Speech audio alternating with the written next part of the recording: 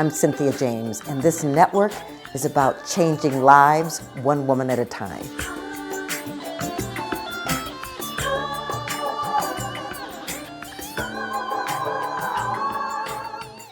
Hello and welcome to Women Awakening. I'm your host, Cynthia James, and I'm honored that I get to bring to you women that inspire me, women that lift me up, women that are change makers on this planet. And they're also portals of awakening for you, where you get to see possibility and potentiality. So I'm grateful. We do this every week. You meet a new woman every week. We are on Spotify, iTunes, iHeart, Spreaker, Amazon, YouTube. Subscribe and come back and just be taken to a whole nother level of inspiration.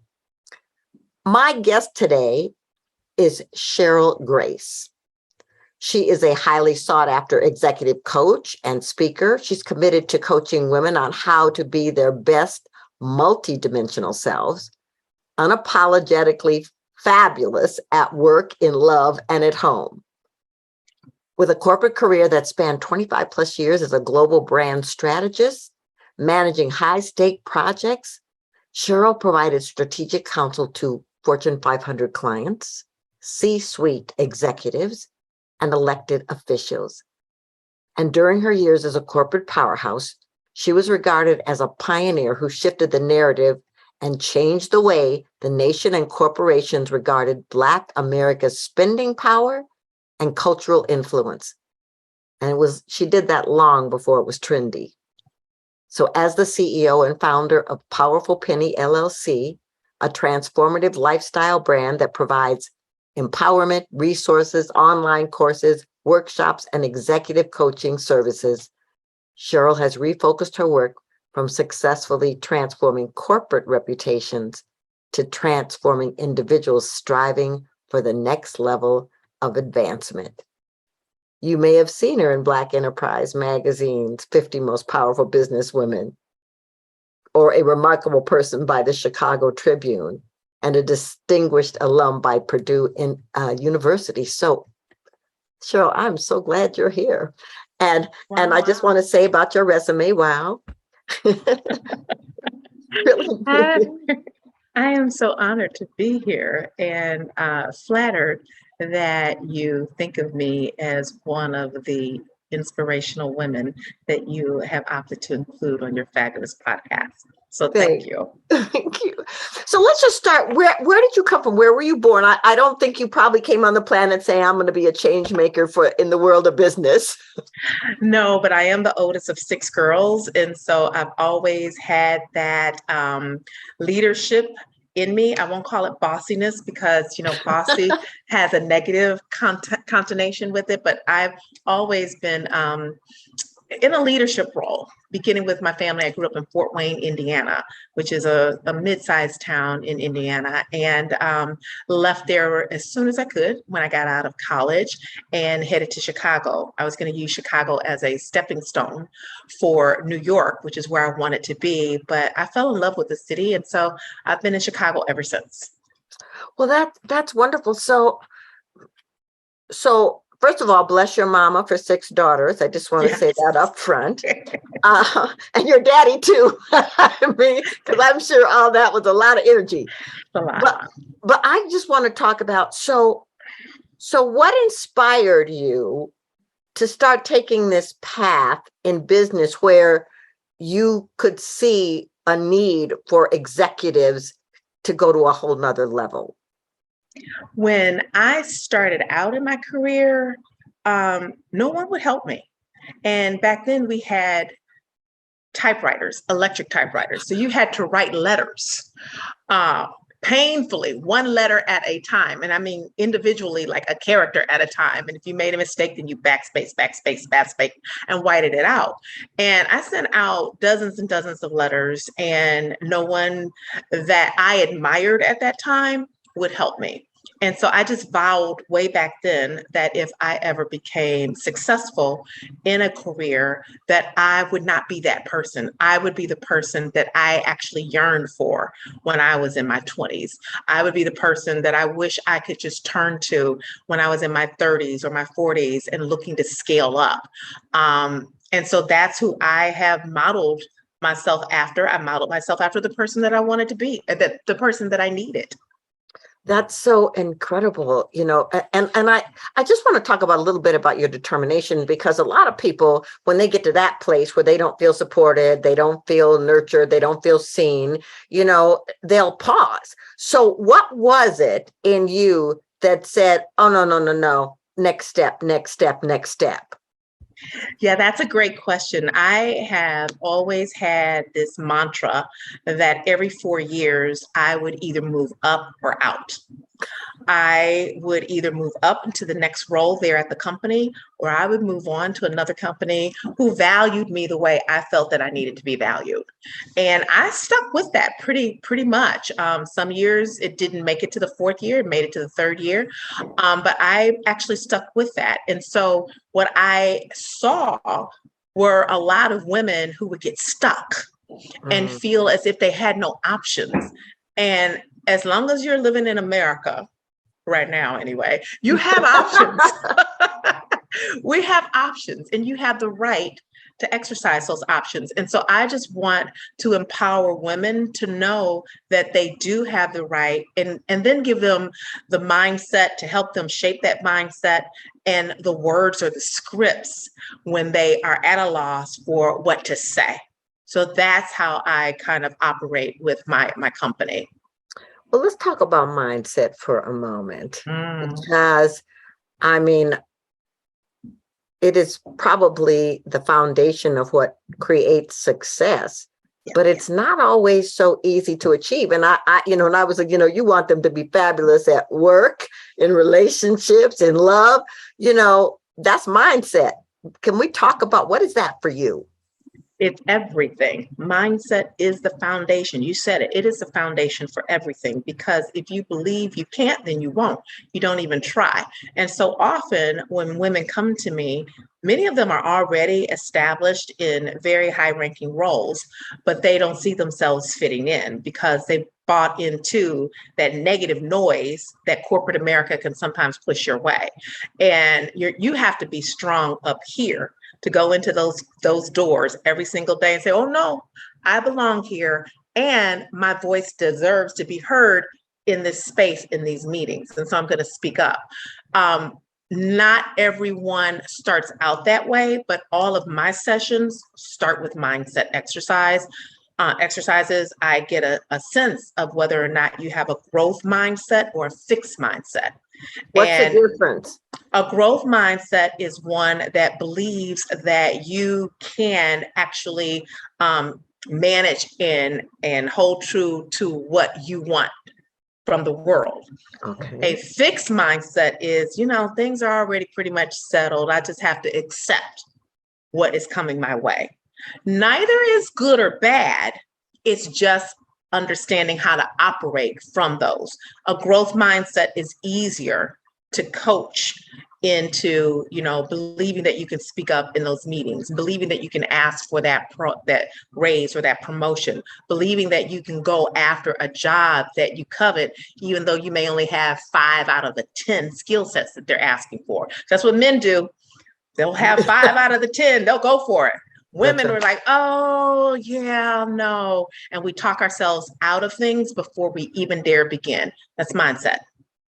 Yeah, well, that's so important, and I'll just speak for myself. I mean, I had to do a lot of work there, because when I decided to be a solopreneur, it was like, do I even know what I'm doing, and can I get there? So I guess I really want to talk about, so that's in business. How do you translate that into relationships, where you stand in your power, where you bring your gifts, where you ask for what you need? How do you translate that? Absolutely, it's necessary in relationships too. And the reason you alluded to the fact that I focus on at work, in love, and at home. And it's because I believe that when the three of those core elements of who you are commingled, you are operating from a sense and a place of power. When one is out of whack with the other two, or two are out of whack with, one of them, then what that means is that ultimately there's going to be impact in some other area. One of those other areas is going to be impacted. So you want to make sure that you're operating from power.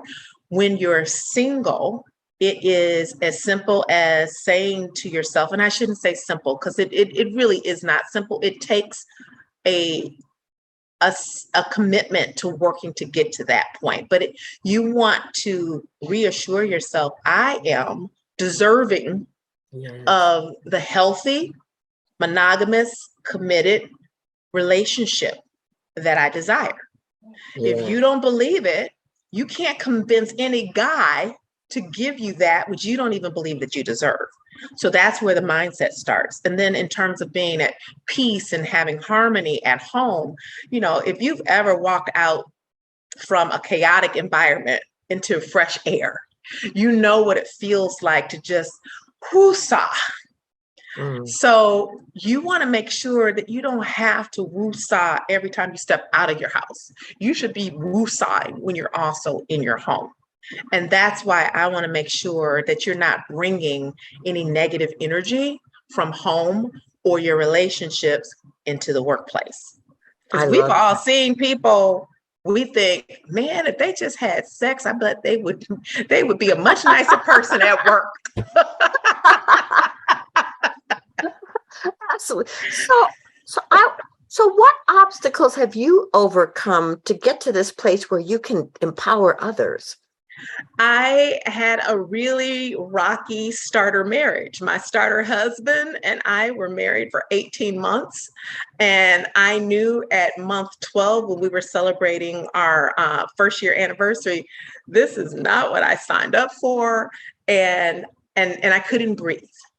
And I didn't have the wherewithal to say, it's okay to get out of something that you really knew.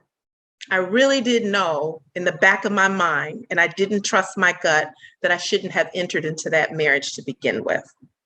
So when I left, when he asked me to leave and take our baby boy with me at that point, I just kind of vowed then that I was not going to be in a drama-filled relationship anymore, that I deserve better than that, and that I would trust my gut.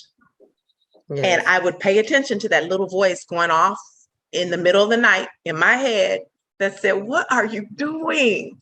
Shush, shush. I would shush it because he looked fabulous on paper.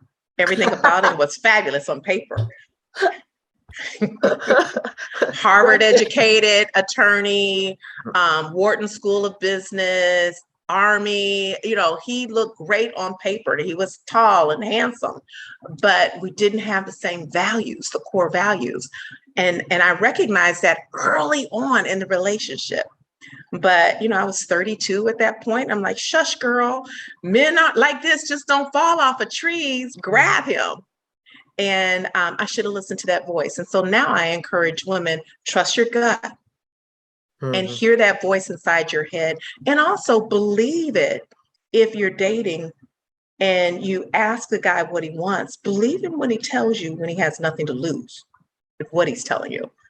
My starter husband told me he didn't want to be married. He said that. And I'm like, oh, he just hasn't experienced all of this. He'll be fine. Yes, been there, done that. Totally. Yes, believe them when they tell you. So I just want to talk about this because now you're out of this marriage. You have a small child. You are in the process of recreating your life, reinventing your life. Talk about that for a moment. How did you balance that? It was awful. My car got repossessed. I had to move in with my parents with the baby in tow. And I decided, after crying every single day for like 40 days straight, I didn't have it in me to cry anymore. And Prince Charming was not going to come and save me. I needed to save myself. And so I've completed my MBA. I started following Dr. Wayne Dwyer, and started focusing on the inside and what I needed to do to fix my situation and how I needed to present myself to the world. So, and then I got bold because at that point I had nothing to lose. I lost so much, I didn't have anything to lose. And so when this television job opened up that I was wanting, and I was late applying for it, and they basically told me, oh, well, the good news about this job is that everybody has applied for it. We've had more than 100, 150 applications. The bad news about this job is we've had more than 100, 150 applications. So we've had to shut down the interview process, but you can come in for a quick conversation. I don't have anything to lose. So I went in with a spreadsheet of files in a laminated booklet that I put together to show them not only why I was the perfect person for the job, but how they fit into the landscape against other television stations, how they compared. Nobody else was doing that back then. And I took a risk. I was bold. I'm like, it's going to cost me a weekend of my time to do this versus I could get the job and I could have my dream job. And I got that job.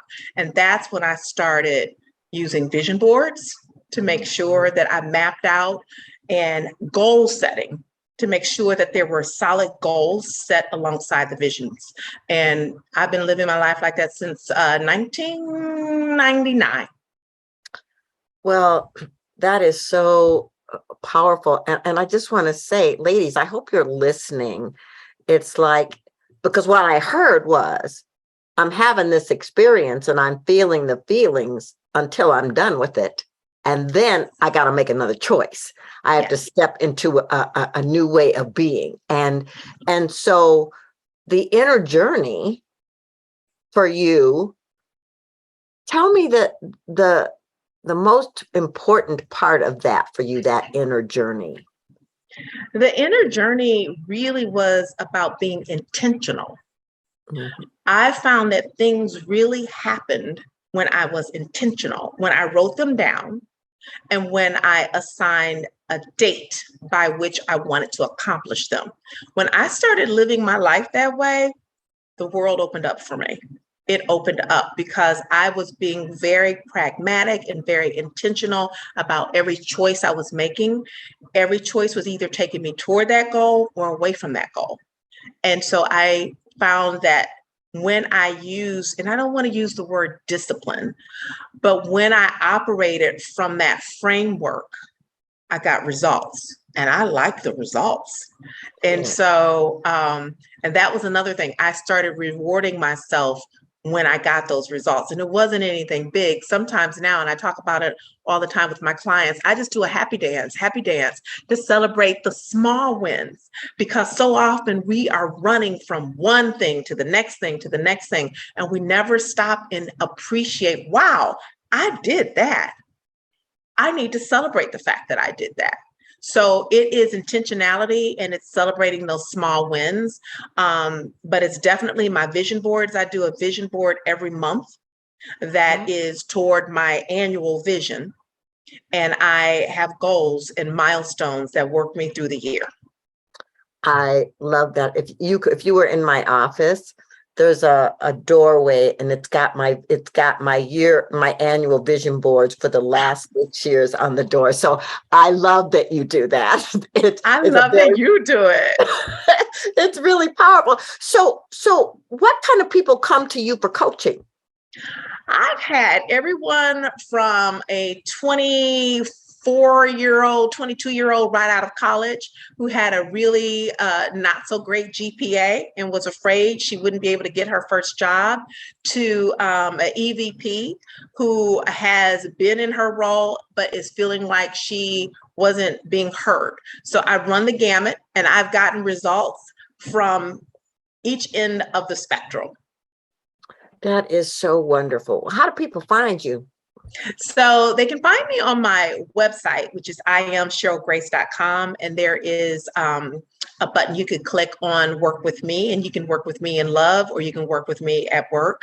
I also know that they found me in some of my workshops and boot camps on my Shopify account, which is Cheryl's Shop of Fabulosity.com. So there's all kinds of fabulosity there that you can get resources, vision boards that are portable for you to work with, and planning journals and guides. There are all types of things, affirmation cards. There are all types of things at Cheryl's Shop of Fabulosity. I so love that. So I ask my clients the same last question for this show. Uh-oh, here we go. The show is called Women Awakening. What do you think is the most important thing women need to know about the importance of their awakening? That you'll soar when you wake up, when you have that awakening, that you will soar. When I was going through my divorce, I remember very clearly one woman that I work with who said, wow, you're getting a divorce. You're really going to fly now. And I'm like, well, what do you mean? She goes, I just felt like your wings were clipped and now there's not going to be anything holding you back. And so when you have that awakening of self, you will find yourself soaring. You will find yourself flying. And there's nothing like that freedom of being in charge of you. That is awakening for me. Well, that's exquisite. And I'm so grateful you said that, ladies. In case you missed any of that, go back and listen because that was important information. Cheryl, thank you so much for being here. It's such an honor to know you and to know what you're doing in the world. Thank you, Cynthia. Thank you for having me. Thank you for doing this show. I think it's incredibly important that we women celebrate each other and that we find examples of women who have been there, done that, and are willing to share. So thank you for doing the podcast. Thank you. It's my honor. So ladies, I'm going to end the same way I do every week. Listen, you're a masterpiece. You are powerful. You are dynamic. You are unique. You are unrepeatable.